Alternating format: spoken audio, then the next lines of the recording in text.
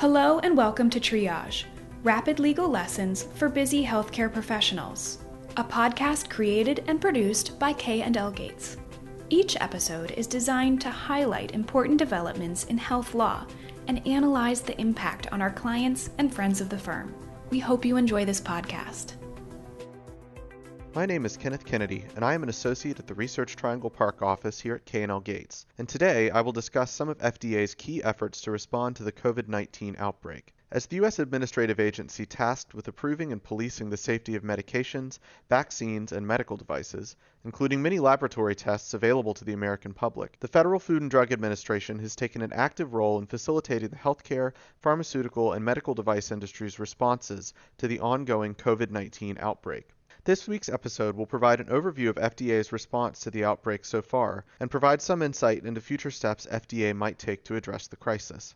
One tool at FDA's disposal for quickly reacting to public health emergencies is the issuance of Emergency Use Authorizations, or EUAs.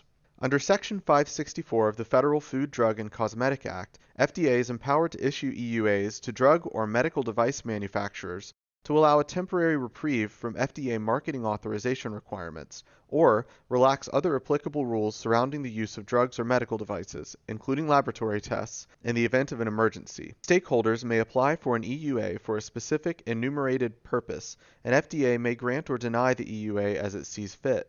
As of the date of this recording, FDA has granted at least 6 EUAs to medical device companies to allow the distribution of in vitro diagnostic tests designed to detect or diagnose the virus that causes COVID-19. Pursuant to a policy statement issued on February 29th, laboratories or manufacturers that develop laboratory diagnostic tests to detect or diagnose the virus that causes COVID-19 may immediately begin to market their newly developed tests upon written notice to FDA once the test is appropriately validated, so long as a laboratory submits a request to FDA for an EUA within 15 business days of when the laboratory begins to market the tests.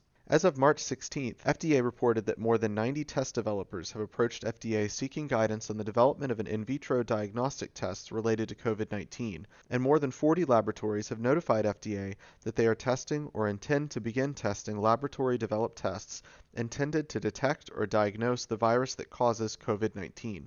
Beyond the issuance of EUAs for tests already in development, FDA announced on March 16th that it would allow states to unilaterally authorize laboratories certified under the Clinical Laboratory Improvement Amendments, or CLIA, to transfer appropriately validated laboratory-developed tests related to COVID-19 to other CLIA-certified laboratories without providing notice to FDA and without later seeking an EUA.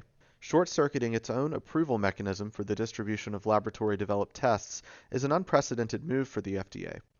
In the press release announcing this policy, FDA stated its hope that this expedited pathway will, quote, help address these urgent public health concerns by helping to expand the number and variety of diagnostic tests, as well as available testing capabilities in healthcare settings and reference and commercial laboratories, end quote.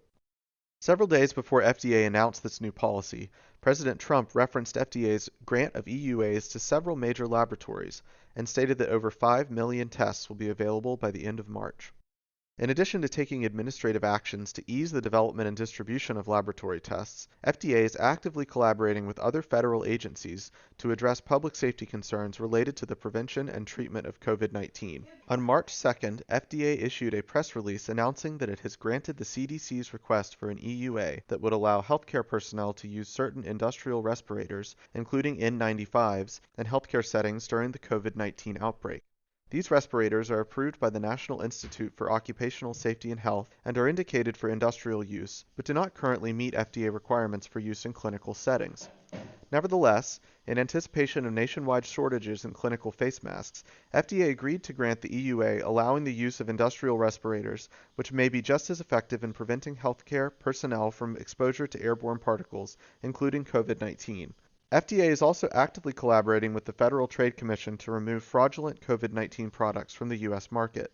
On March 9, 2020, FDA issued 7 warning letters to companies marketing products claiming to be effective in the treatment or prevention of COVID-19. The products that were subject to the jointly issued warning letters included teas, tinctures, essential oils, and colloidal silver.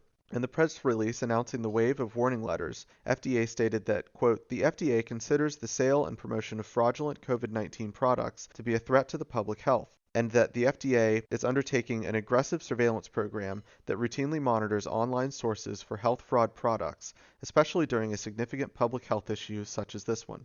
As the COVID-19 outbreak continues to spread across the United States, we anticipate that FDA will continue to support state approval of laboratory tests and will continue to grant EUAs to applicant laboratories and manufacturers wishing to develop and distribute in vitro laboratory tests and laboratory-developed tests.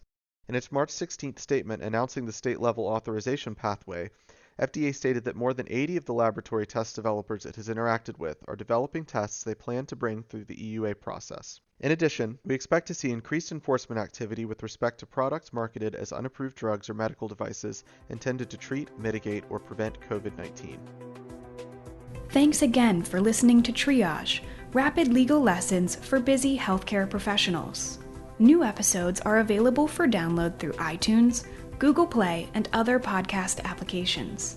By subscribing to Triage, you will receive timely notifications of each new episode. Also, if you have any topics that you would like to hear discussed on Triage, please don't hesitate to email triagesupport@klgates.com. We would love to hear from you.